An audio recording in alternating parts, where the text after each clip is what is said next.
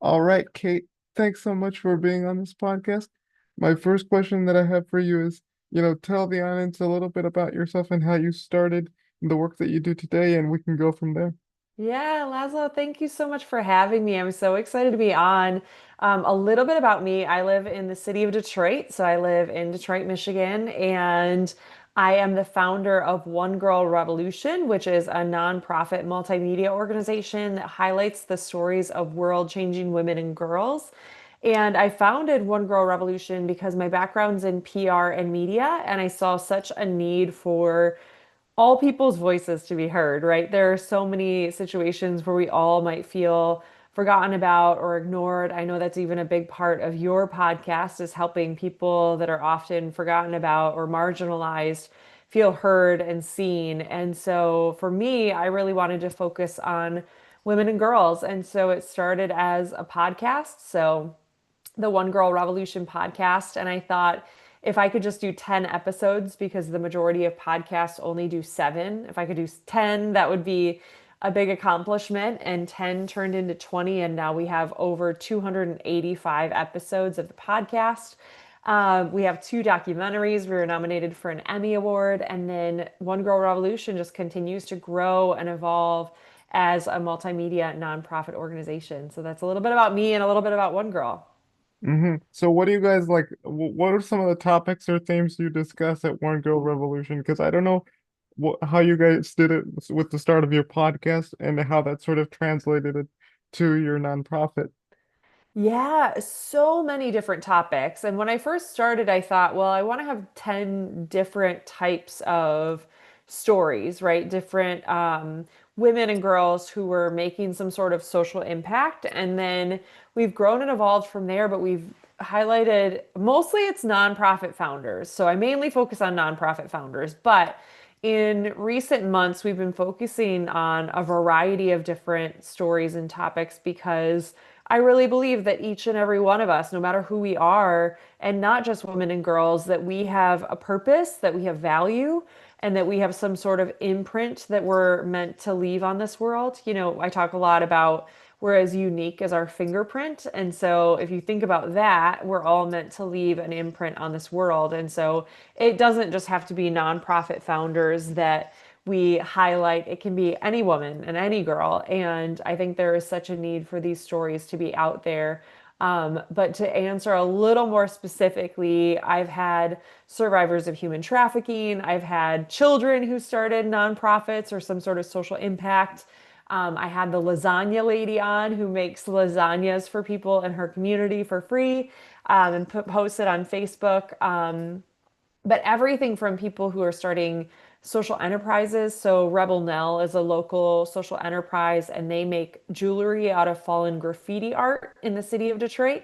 And they hire women that are experiencing homelessness and help them transition out and get a house or an apartment and get a job and all these things. So I'm always looking for any kind of story, any type of woman or girl that's making some sort of social impact.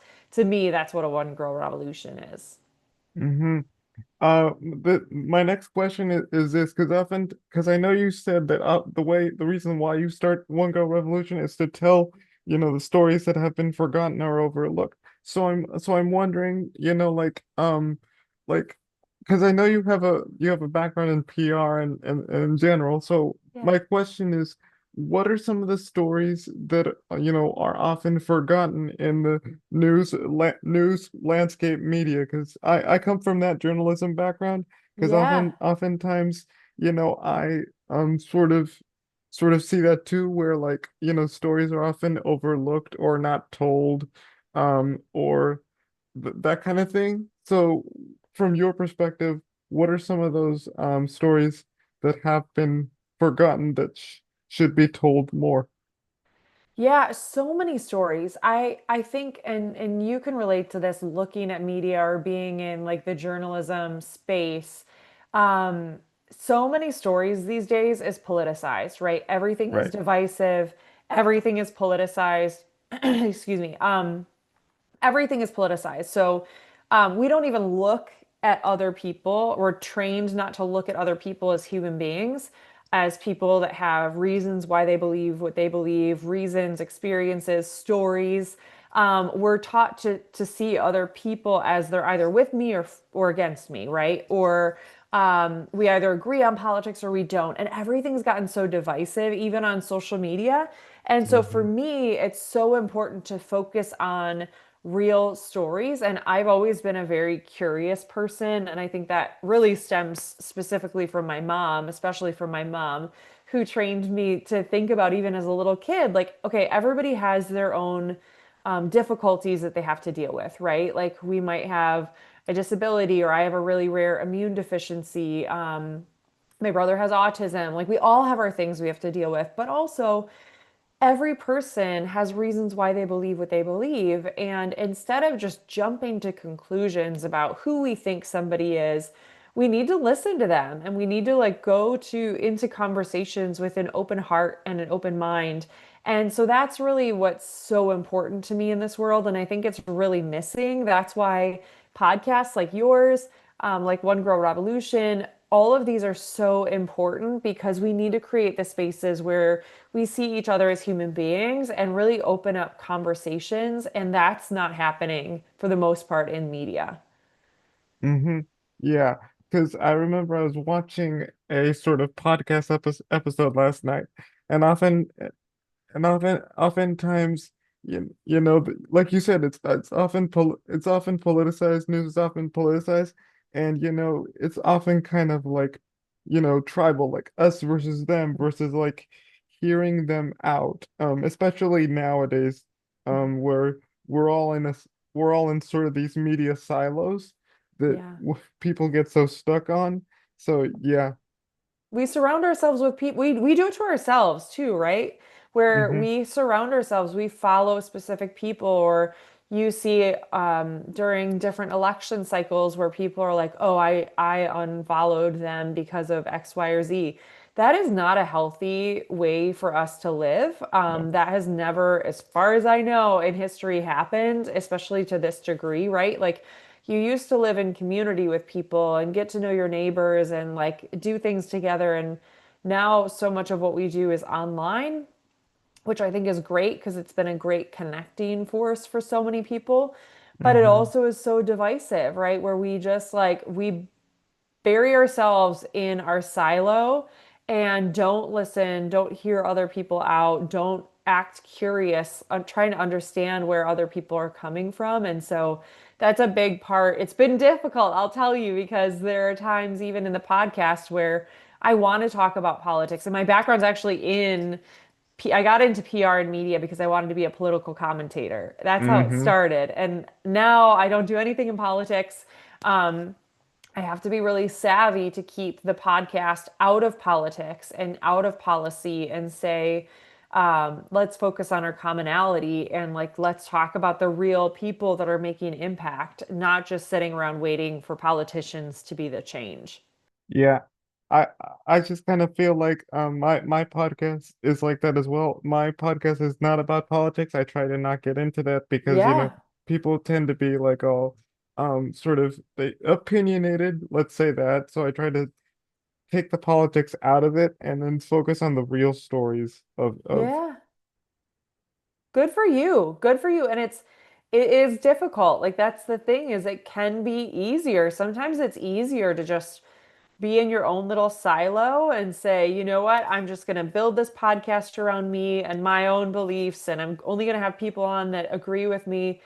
It's difficult when you open the floodgates and you say, come as you are, and let's have a real conversation. But the more you do it, as you know, the more you do it, the easier it gets. And then the more you do it, the more that transforms your own life. I've been transformed by the conversations that I've had with women, or the stories that they've shared, or the reasons why they do the work that they do. It gets me to think about my own life. And I don't I don't feel hopeless about the world. I feel very hopeful because I'm filled with hope by these stories and because I'm seeing people that are actually making an impact. It really doesn't like the negativity we see in the media doesn't affect me in the same way because I'm so passionate about these stories and I also see these real individuals that are making an impact.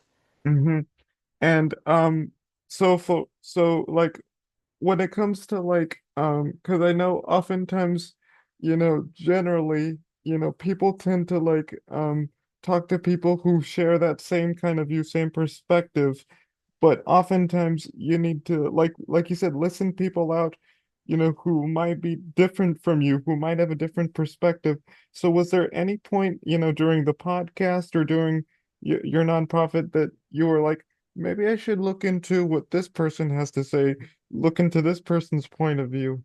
Yeah, totally. It's a great question. And I think so many things, so many like snippets of what these women have shared have gotten me to like become even more of a researcher where it's like they might say something. I'm like, I don't know anything about that. Like, oh, that's interesting. What about this? What about that? Like, I just had somebody on the podcast, this amazing woman, Monica Kelsey, and she founded something called the Safe Haven Baby Boxes. And as people might know, there are safe haven laws across the country where if somebody has a baby and they can't take care of it and they want to give it away, they can go into any hospital or fire station and they can give the baby, and the baby will then be taken into the system. They'll find a foster family, and then the baby will be adopted at some point. And Monica Kelsey was so amazing because she started this anonymous safe haven baby boxes. So it's actually like a technologically sound box. So it's heated, it's cooled, it's all the different things that are connected to hospitals or fire stations where people can anonymously give their baby away. And it saved so many babies' lives. But even some of the things that she shared, because I never really had thought about it, Laszlo, I was just like, oh, that's interesting. Like I know about safe haven laws, but the anonymity Yeah, anonymity anonymity, yeah. anonymity of it, I never really thought about. And so I found myself, I already posted that podcast, I still find myself almost daily looking something up and being like, oh, I wonder if there's a baby box in this state. Or I live in the city of Detroit and in the state of Michigan, and we don't have any. Like, I wonder how I could like help get one here. So just like looking into that kind of stuff, that's another thing that's so important is like the curiosity isn't just why people believe what they believe, but we have to recognize we live in a culture where people think that they know everything by a certain age. I don't know what age that is because I think it's different for every person, but we need to live in the space where we're curious and saying, I don't know everything in this world. I know a lot. I've lived a lot of life, but I don't know everything. And I want to learn. I want to be growing. I want to be reading and finding out information.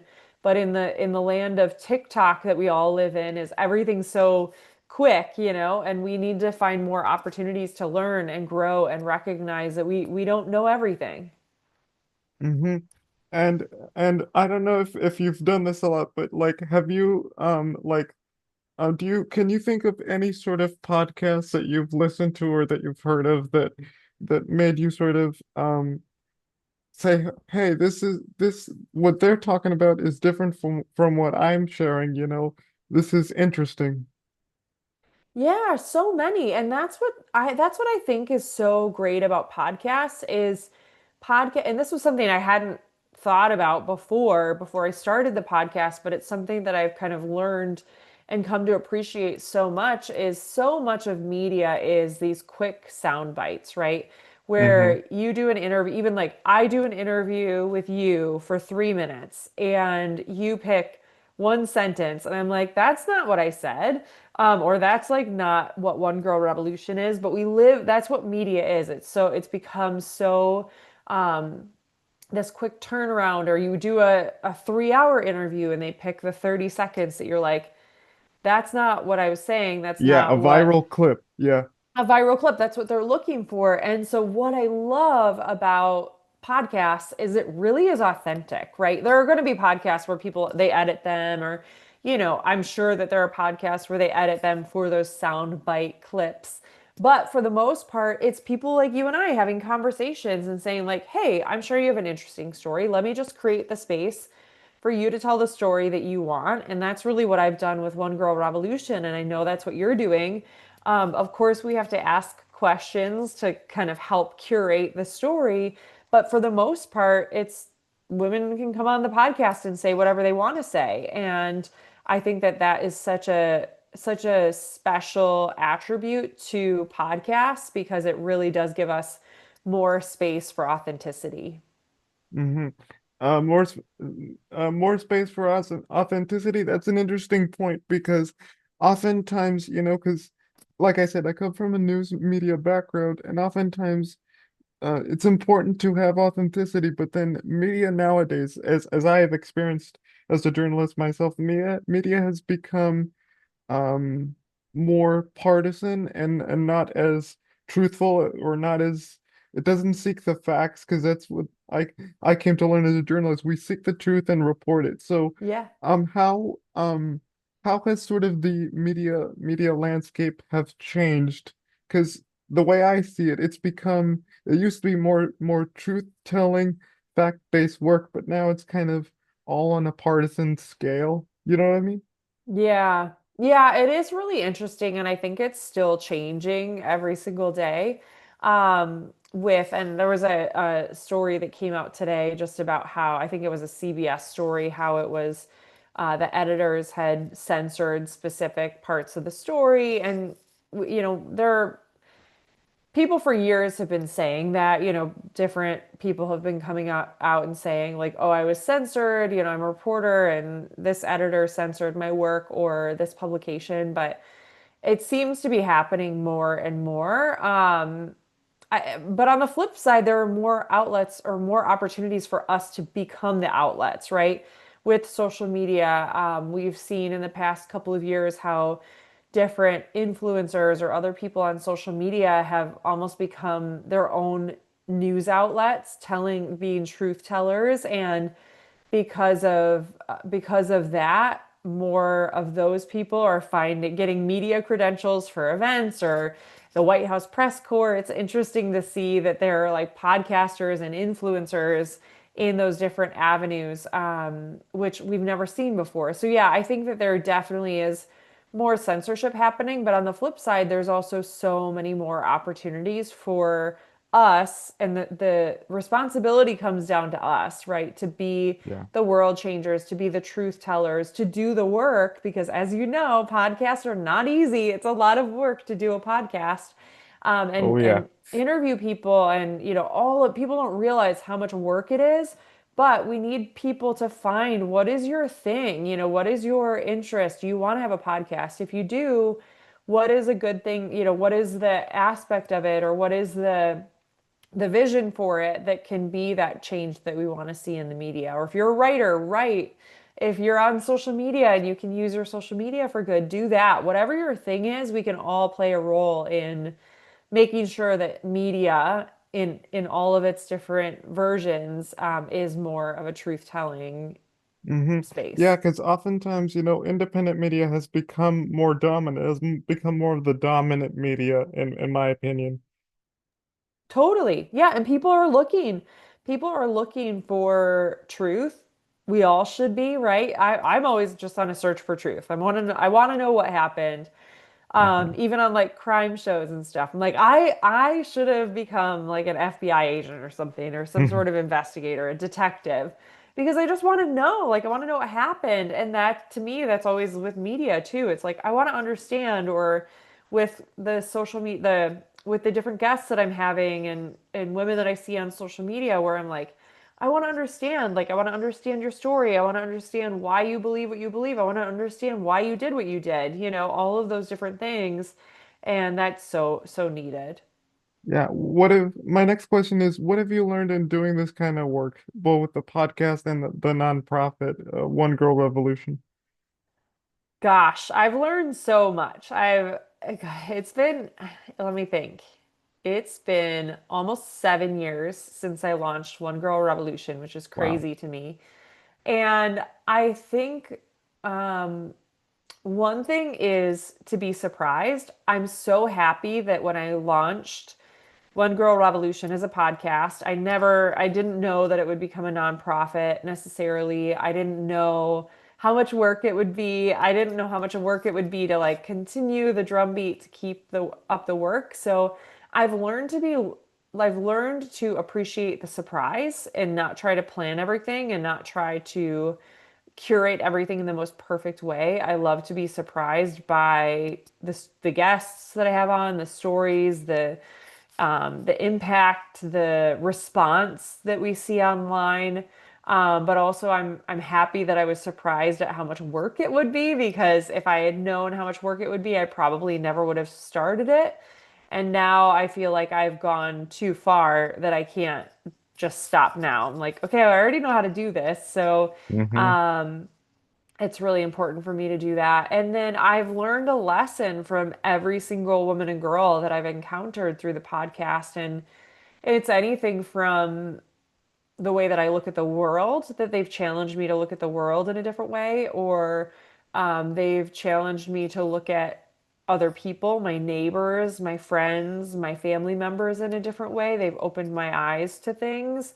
Um, and they've challenged me to look at myself in a different way too. Like I am so grateful to each and every one of them for helping me to see like strength that I never had or power that I never had to change the world, right? Like I interview these women who are have gone through hell and back and they're like champions of change and champions of helping other people and helping those who are marginalized and forgotten about. And it's like I look at my own life and I'm like, all right, well, if they can do that, like I should be able to do that. So I've learned so many lessons and I feel like I'm still learning every single day. And I love that. I hope that I learn and grow and am challenged until the day I die. And so, yeah, I love it. I'm so grateful for everybody who I've learned from. I'm learning from you right now, having this Hmm. conversation. Yeah.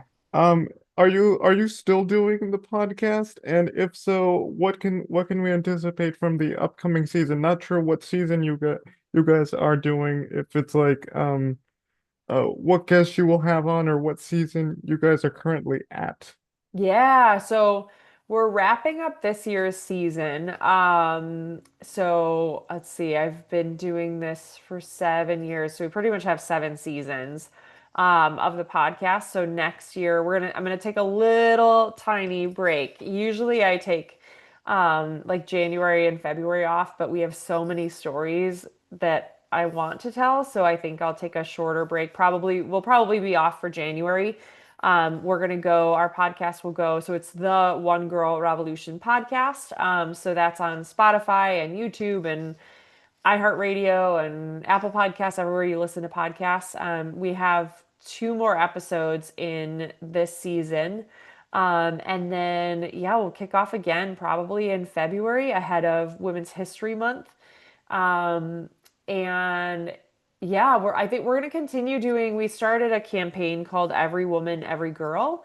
And that sparked because I met a celebrity. I won't say which one to, but she in Michigan, she randomly was here and she told me that one woman can't be a revolution. And I was like, what? Like that's very like that's limiting beliefs. Hmm. And somebody that claims to be for women.